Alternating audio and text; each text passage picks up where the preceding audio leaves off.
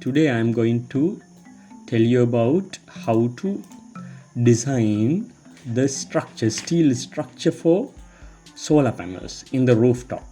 So today I am going to use this relevant house. My rooftop area is this one, and now we are not going to keep the water tanks here. We use this entire part of the rooftop for keeping the solar panels. So now my duty is to design a structure for that solar panels.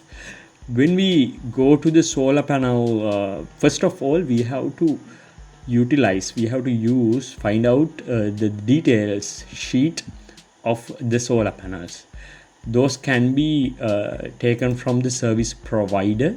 So I'm going to show you that here. I'm going to show you the data sheet. Now, solar frame. So this is the data sheet given by the service provider. Solar panel, Suntech is the company. So the model is this high power series 430 to 450 watt.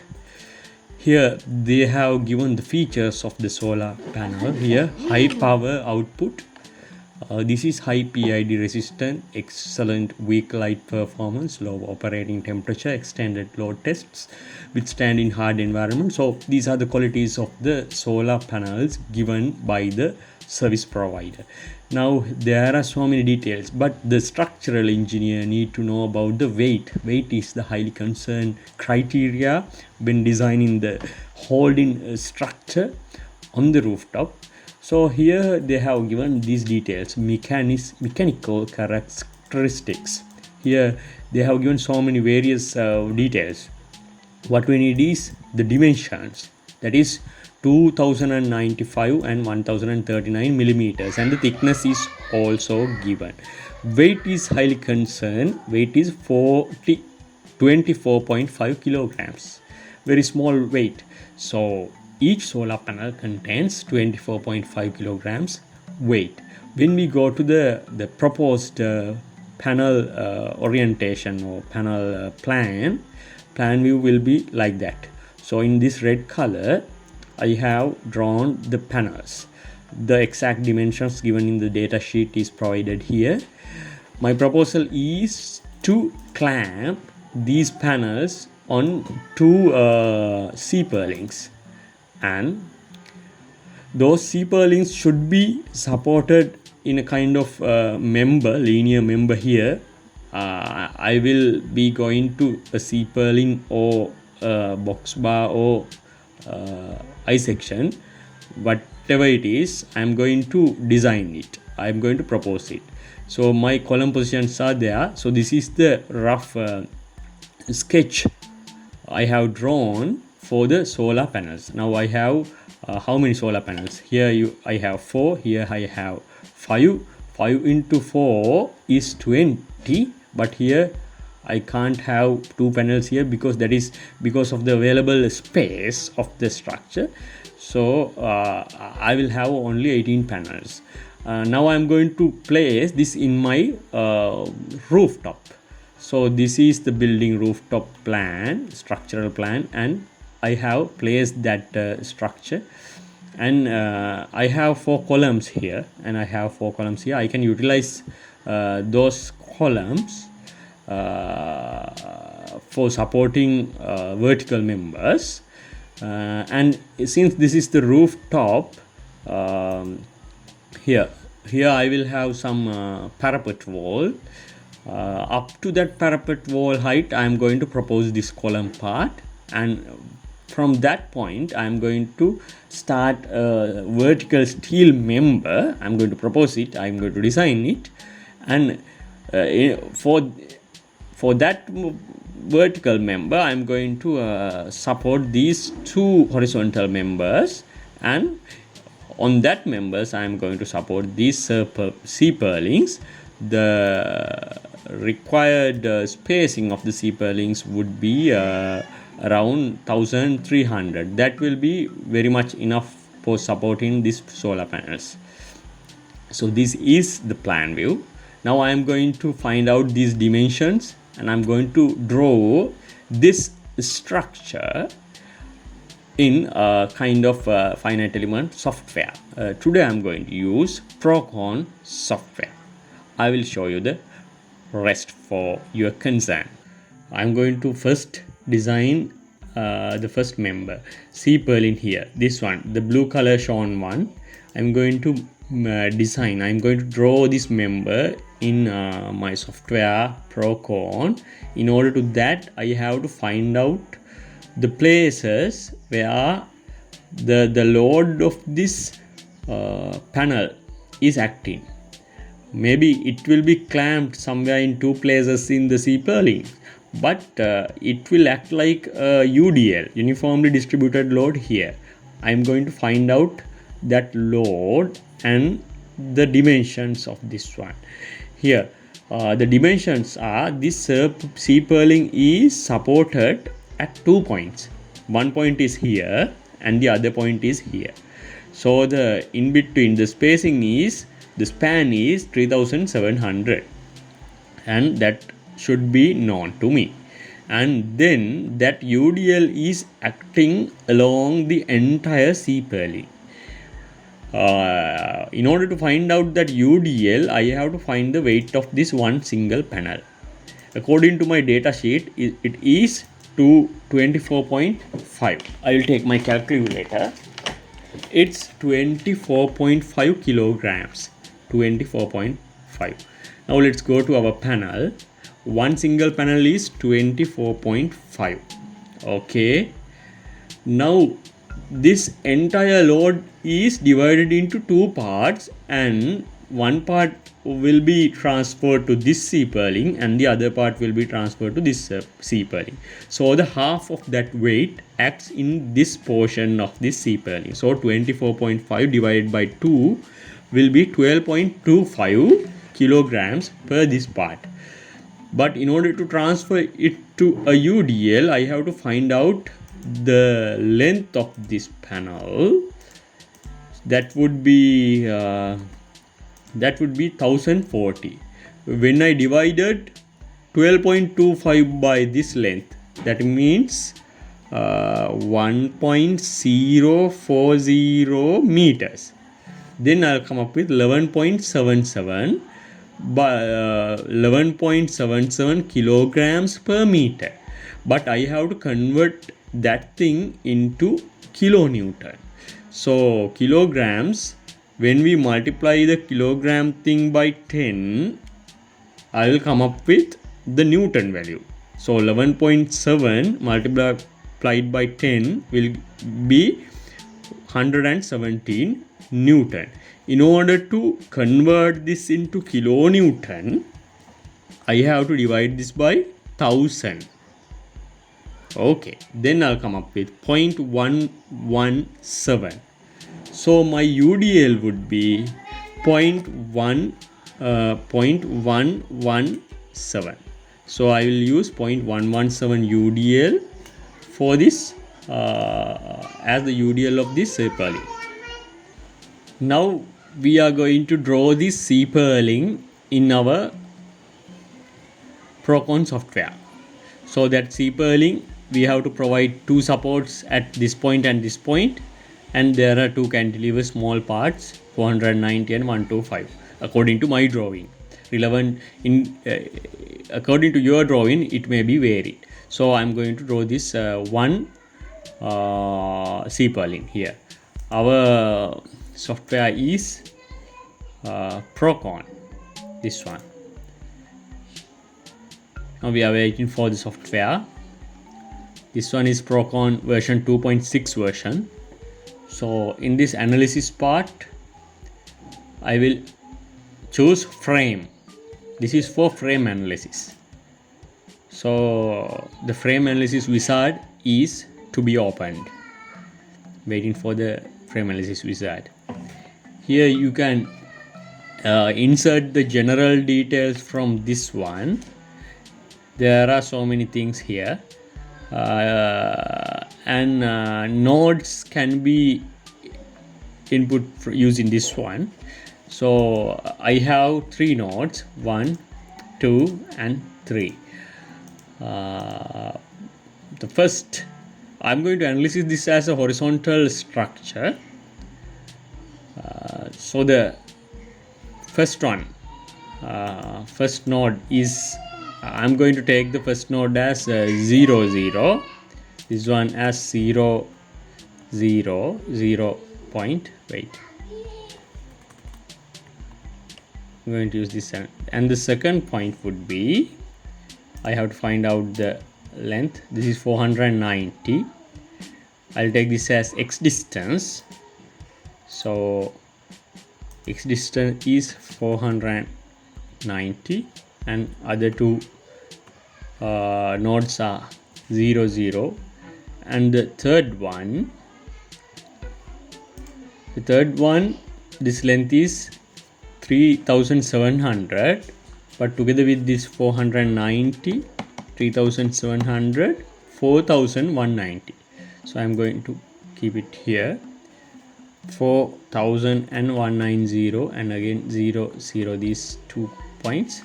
And I have another fourth point, that is the cantilever end point. I have to add another 125 here. So if I add 125 for 4190, I'll come up with 4315. So the other 2 points are 0 0. For represent 0, you can leave this as a blank, or else you can have this. So I have these 1 2 3 4 points drawn in the XYZ plane. I can rotate this view for my easiness using these modes. Here you can clearly see. Now I am going to draw the C purlin. Before that, in the beam section, you have to define the beam. So beam sections. In the beam sections, you have to define the beam. Here you have this sections wizard. You can click it here and go to sections. There are several steel sections mentioned here. If you need a C purlin, steel, concrete and timber, and everything is there. You can go for steel and you can select a C channel here. C channel. The sections are some of the universal sections are shown here. I'll select this C7638 or C750. I'll take this one.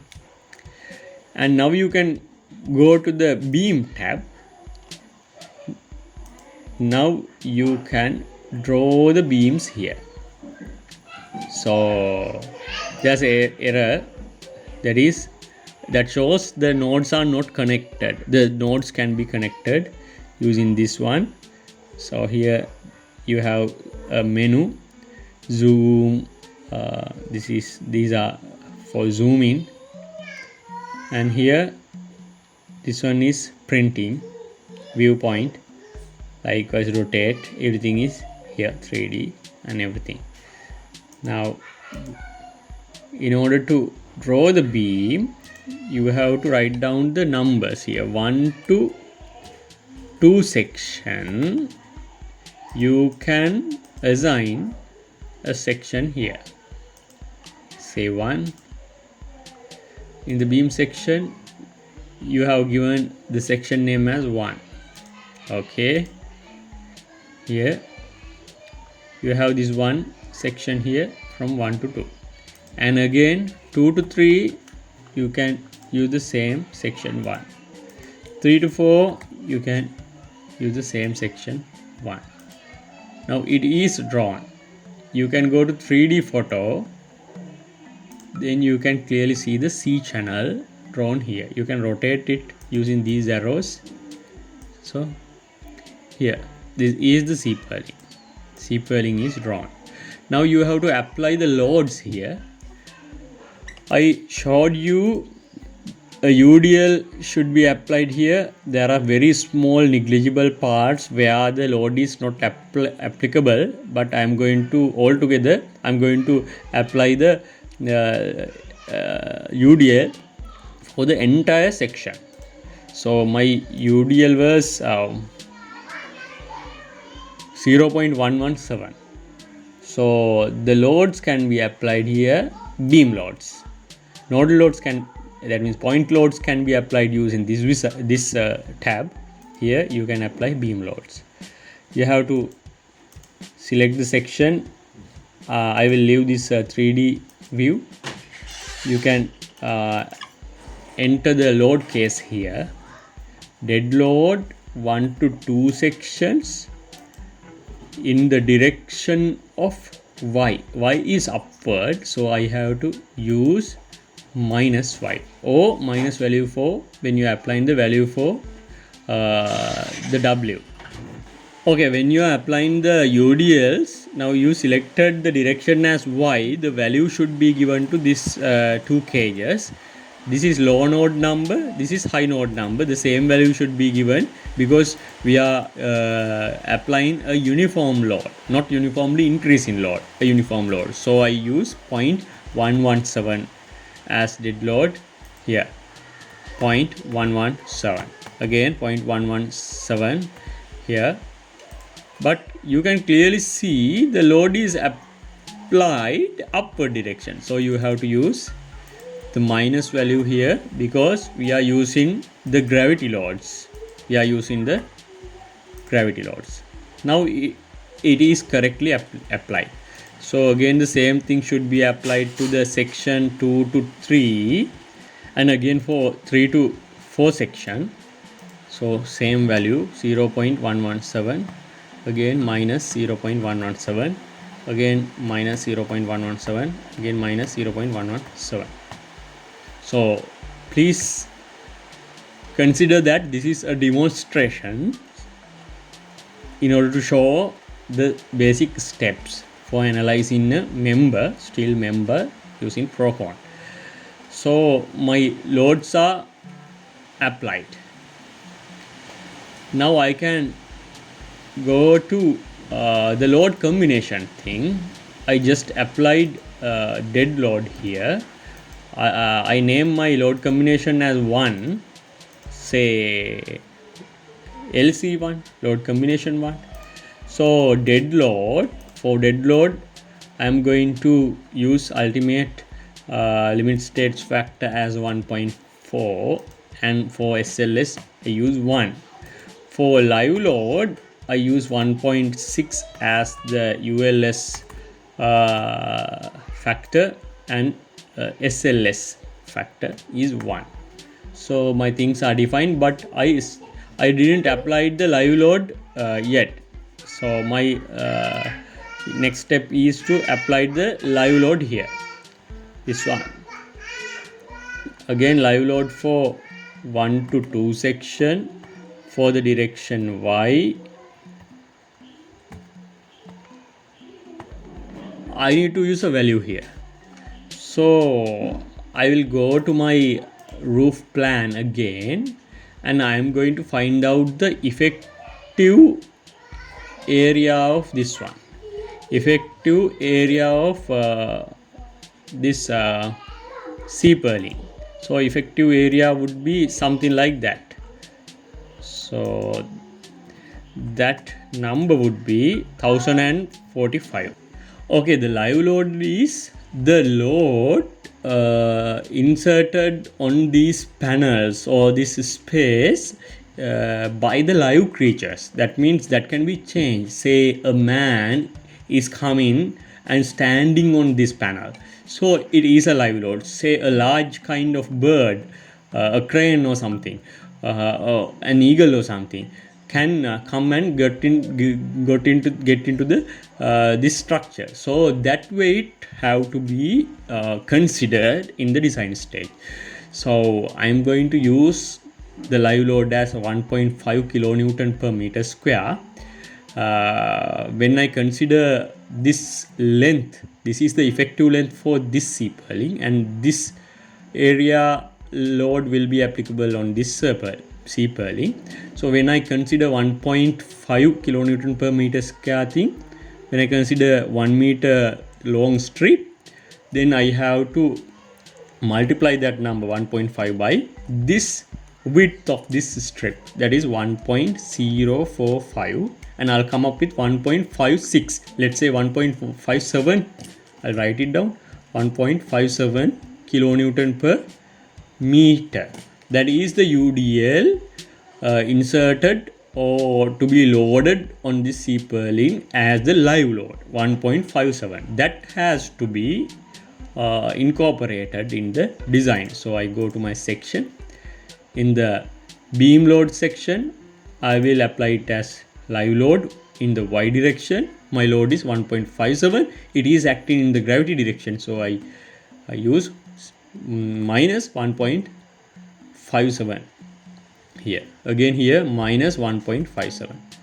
Again in my the second part of the span 2 to 3, the same load is applicable 2 to 3, and the direction is y, and the same load minus 1.57. Again minus 1.57. You can clearly see the things applying in the shown preview.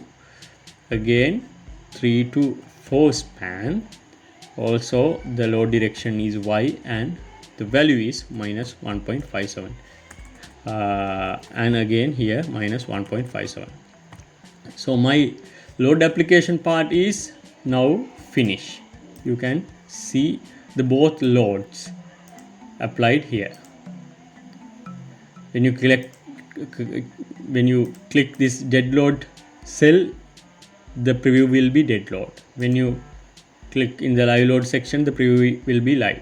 So that is that thing. Load combination tab, I have already defined these load combinations: ultimate limit status factor and SL's limit status factor. In the ultimate case, I used 1.4 and 1.6 according to the BS 8110. So everything is okay now. I can go to the analysis part. Here I have the analysis tab. That analysis tab, I have to take load combination only thing, and also I have to check whether I use the self weight of the sea purlin in the calculations. That is in the input section and general notes. When you go here, add on weight to load case, select a load case is there. So we have to add the on weight of the sea purlin to the dead load case. So I use that dead load case here. Now I have finished my works. I go to the analysis part, and I can start the analysis thing. Here I have a button. There are input errors or warnings. Continue analysis.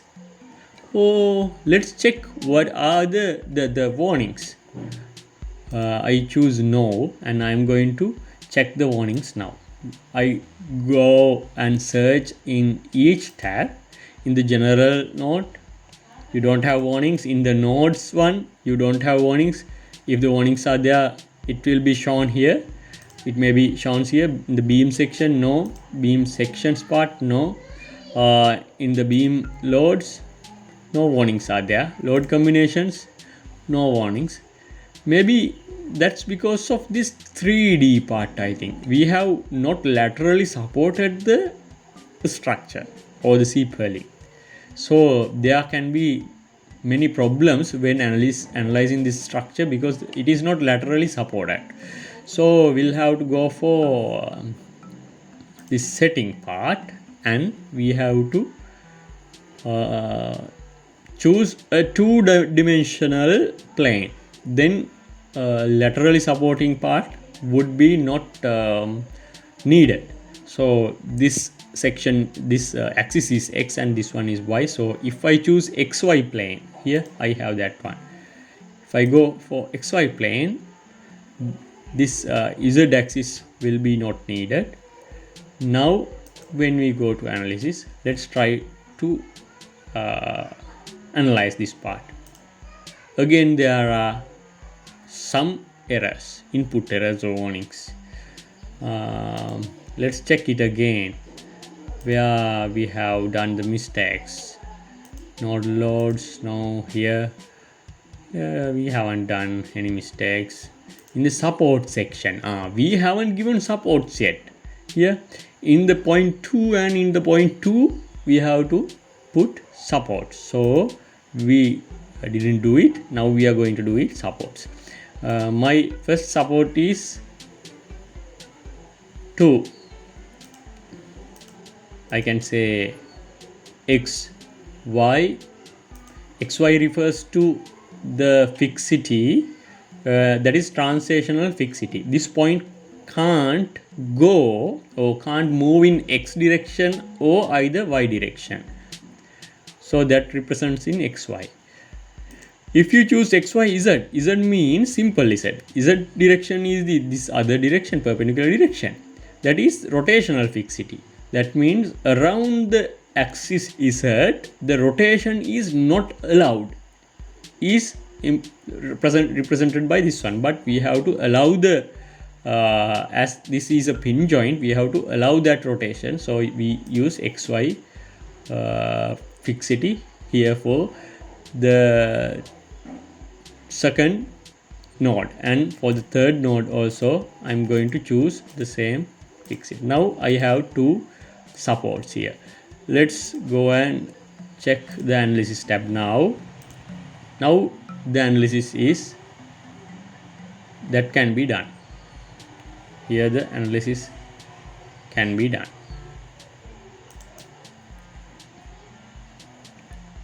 Here the analysis is done. When you go to deflected shape,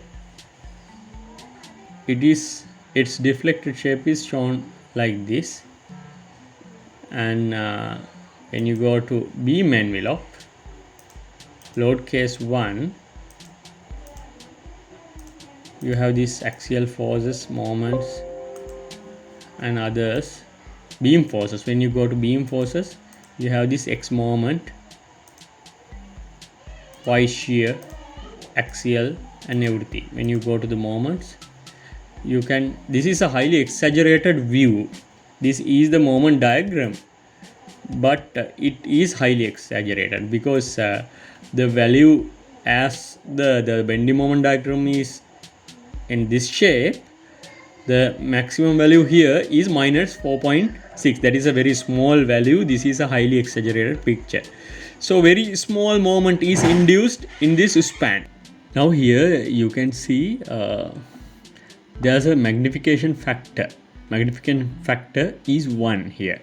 Now you have a very long sagging moment shown here, but the value is less, but it is not to the scale, so you can use very small values here. Shall I use 0.5? Then it is bit reasonable, and now I am going to use 0.2.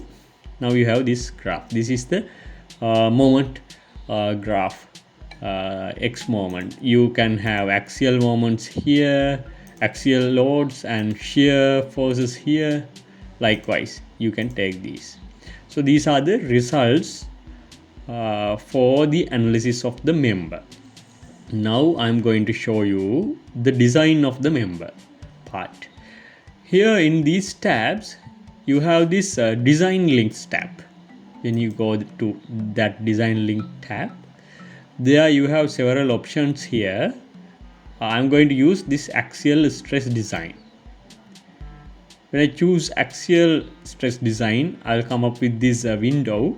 In this window, you have 3 options: design approach, select lightest section, evaluate the current section, or select from preferred sections. Now I'm going to use this select lightest section part. Here the profile is, I'm going to propose not the angle, I'm going to choose the C channel, taper flange I prefer. Then laterally unsupported, I'm going to support, I have 2 and 3 supports, they are laterally supported, so I'm going to insert those for lateral supports. Now we have design parameters here. Fu should be around 270. Now I can add to task this one. Elements all selected here. Now add task. Then after add task is added. Now I can go to the calc sheet. In this calc sheet, they have given these informations. I have 3 members, 1 to 2, 2 to 3, 3 to 4. So the proposed channels are shown here. For this 1 to 2 part, see 76 into 38. Actually, this is 76 means you can take 75 into 40. This is 3 inches into 1.5 inches part member, C purlin or lip channel. You can say lip channel. So this lip channel is proposed for 1 to 2, 2 to 3 member. That is the longest member. That is 100 into 50. 100 into 50 means 4 inches into 2 inches. That is a very commonly available lip channel section. So that is needed for this 2 to 3 part. 3 to 4, again the previous section is okay. So we can't have 3 sections for this tree. So my maximum section size is this one. So I will design this. I'll take this section, entire section. I'll design this to this C100 into 50. So the results are okay. That is shown here in this calc sheet.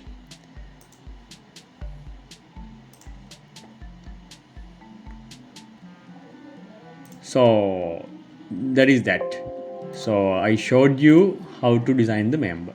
Now when I go to this my drawing here, this is drawing. So this part is now I have designed and drawn this drawing. So I have to change this to 75 38 into 12. I have to change this into 100 into 50 channel. So I will replace that name with this one. So the other member is this one. I'm not going to show it here in this video. I have to take the point load here in these 2 points that can be obtained from my previous design section part. Here in the analysis part, we have analyzed it out. In the output thing, I can find out the reactions. Here I have a tab called reaction. The 2 reactions are given here. So I am going to use this maximum reaction 6.7 kilonewton. The reaction here is 6.7 kilonewton. So then I am going to try in my next step. I'm going to design this member from this 1A to 5A grid. This member I'm going to design it. In these points I have to use nodes in each of every point, and I'm going to assign some supports here, and there are 4 supports, and for these points I can assign that point load I have obtained from my prokon analysis part. Here this one 6.7. Then I can analyze this part, and I can assign I can find out a suitable member size for that. So that is how we have designed one single member size for solar panel. And in near future I will explain many more videos about several things in structural engineering. So in order to aware of those studies, you have to subscribe my channel, and please share them for others to gain their knowledge regarding these videos. So meet me from my next video. Until then, have a good day, have a nice week, stay safe, and wish you all the best. Thank you.